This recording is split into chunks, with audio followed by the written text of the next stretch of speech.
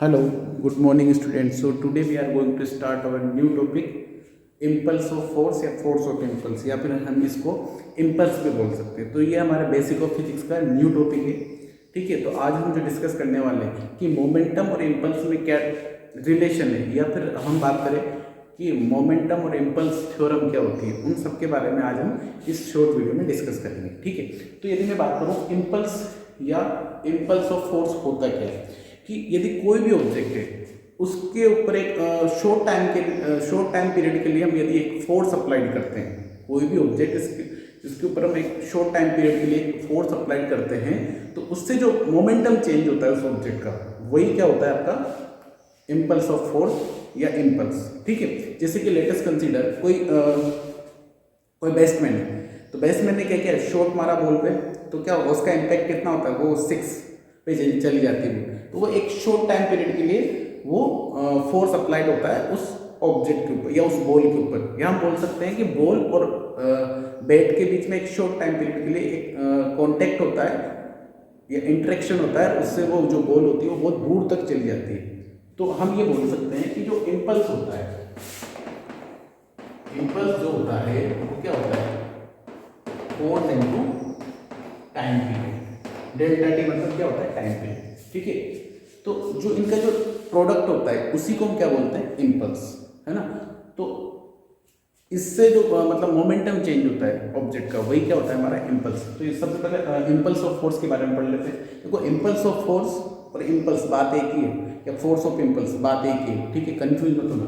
तो a large force, यदि एक large force acting for a short time period, मतलब कोई भी एक लार्ज फोर्स एक शॉर्ट टाइम पीरियड के लिए किसी ऑब्जेक्ट पर अप्लाइड होता है, तो उसमें क्या होता है, produce a finite change in the momentum. तो उस ऑब्जेक्ट के मोमेंटम में क्या होता है, एक फाइनाइट चेंज होता है, उसी को हम क्या बोलते हैं, इम्पल्सिव फोर्स।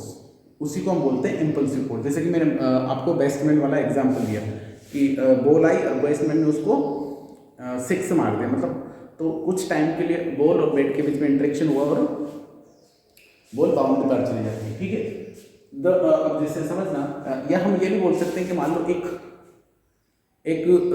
स्पीड वाली कोई गाड़ी आ रही है। ठीक है, मान लो एक बस या ट्रक कोई भी स्पीड से आ रहा है और उसके सामने एकदम कोई पर्सन आ जाता है, तो वो उसको क्या करता है, एक इम्पैक्ट मतलब मोमेंटम के साथ क्या कर देता है, उसको फेंक देता है। तो वो भी एक तरह से हम बोल सकते हैं कि वो भी क्या है, उस ट्रक या उस बस के मतलब संपर्क में, या मतलब उसके मतलब एक शॉर्ट टाइम पीरियड के लिए वो पर्सन आया और उसने उसको हिट कर दिया, और वो जो उसका मोमेंटम चेंज होता है वो जा रहा होता है। ठीक है, तो अभी समझना, तो ये एक तरह से हम ये बोल सकते हैं कि जो इम्पल्स होता है वो क्या होता है, it is the product of force and time.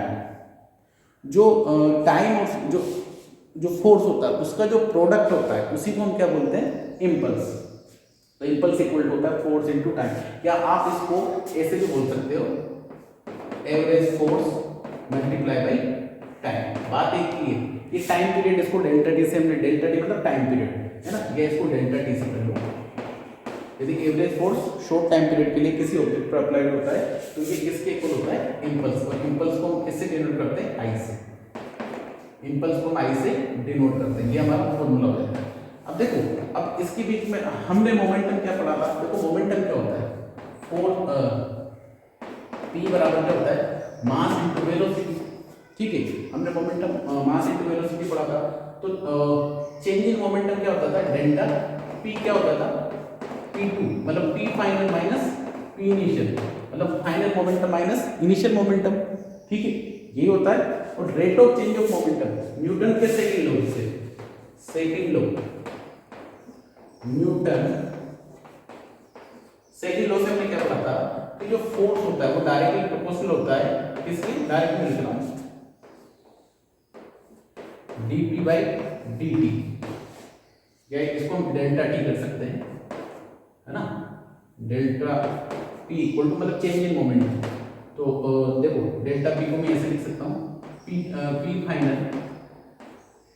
Final minus P initial upon delta T. तो अब यदि मैं इसको इधर ले जाऊंगा, ये देखो, तो क्या हो जाएगा हमारे पास, F multiply by delta T equal to क्या हो गया हमारे पास, पी फाइनल माइनस ये P क्या है, मोमेंटम, ये क्या होता है हमारा momentum, momentum P equal to क्या होगा, मास इनटू ये क्या है हमारा मास, और ये क्या है हमारा वेलोसिटी। तो देखो P final minus P initial,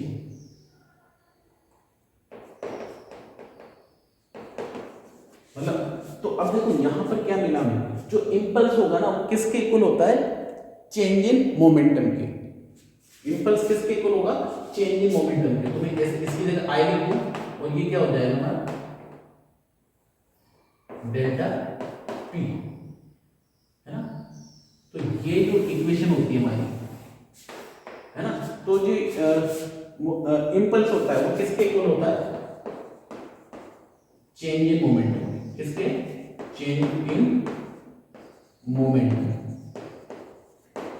और इसी इक्वेशन को हम क्या बोलते हैं, इस इक्वेशन को हम बोलते हैं मोमेंटम इंपल्शन थ्योरम। ये क्या होती है हमारी मोमेंटम इंपल्स थ्योरम, ठीक है। ये बहुत इंपॉर्टेंट चीज है, जिससे बहुत सारे न्यूमेरिकल सोल्व होते हैं। अब समझना, देखो अब आप न्यूटन साइकिलों में आपने पढ़ा भी होगा, या हम शॉर्ट वीडियो बनाएंगे वहाँ बताऊंगा भी सही कि जैसे क्या होता है, जैसे कि मान लो कोई भी पर्सन यदि एक हाइट से, मान लो एक बिल्डिंग से गिर रहा है, और वो यदि यदि मतलब कंक्रीट सरफेस पे गिरता है, तो क्या होता है, उसकी क्या हो जाती है, डेथ हो जाती है। क्यों, क्योंकि उसका इम्पैक्ट बहुत ज़्यादा होता है। बट यदि वही पर्सन यदि किसी स्पंज वाली चीज़ पे गिरेगा, फिर मान लो लेट अस कंसीडर किसी रेत जो सैंड होती है उसके ऊपर गिरे, तो उसके बचने के चांस होते हैं, उसके मतलब कम लगती है, मतलब उसका इम्पैक्ट कम आता है। तो ऐसा होता क्यों, क्योंकि देखो एक डायरेक्टली प्रोपोर्शनल होता है delta P by delta T. तो देखो ये टाइम पीरियड जितना बढ़ेगा तो फोर्स उतना ही क्या होगा, टाइम पीरियड बढ़ेगा तो फोर्स घटेगा, ये बढ़ेगा, तो क्योंकि इनवर्सली प्रोपोर्शनल होता है। यदि टाइम पीरियड इंक्रीज करेंगे तो क्या होगा, फोर्स डिक्रीज होगा, ठीक है। तो देखो जब पर्सन, मान लो कोई भी पर्सन गिरता है किसी कंक्रीट सरफेस पे या किसी फ्लैट सरफेस पे, ठीक है ना, स्टोन वाली सरफेस पे, तो उसमें क्या होता है, जो मोमेंटम चेंज होता है वो बहुत ज़्यादा चेंज होता है। और एकदम देखो जस्ट टच करने की कंडीशन में क्या होता है, मैक्सिमम होता है, और गिरते ही क्या हो जाता है, मतलब उसके टच करते ही जीरो हो जाता है। तो मोमेंटम, जो चेंज ऑफ मोमेंटम होता है वो बहुत ज़्यादा होगा। तो हमने यहाँ पढ़ा है जितना ज़्यादा चेंज ऑफ मोमेंटम होगा इम्पल्स उतना ही ज़्यादा होगा। तो उससे क्या होता है, इम्पल्स की वैल्यू बहुत ज़्यादा होती है। और आपने देखा होगा कि बैट्समैन, जैसे कि समझना कि मान लो कोई बैट्समैन ने शॉट मारा, तो जो फील्डर होता है वो कैच करता है, तो बॉल को धीरे धीरे मतलब अपने हेड को पीछे लाता है। तो पीछे क्यों लाता है, वो टाइम को बढ़ाता है। इससे क्या होता है, जो फोर्स का इम्पैक्ट होगा वो कम हो जाता है। टाइम बढ़ाने से क्या होता है, फोर्स कम हो जाएगा, और जो मोमेंटम होगा वो भी कम हो जाएगा उसकी वजह से, ठीक है। तो हमें कम लगता है, या उस फील्डर को कम लगता है।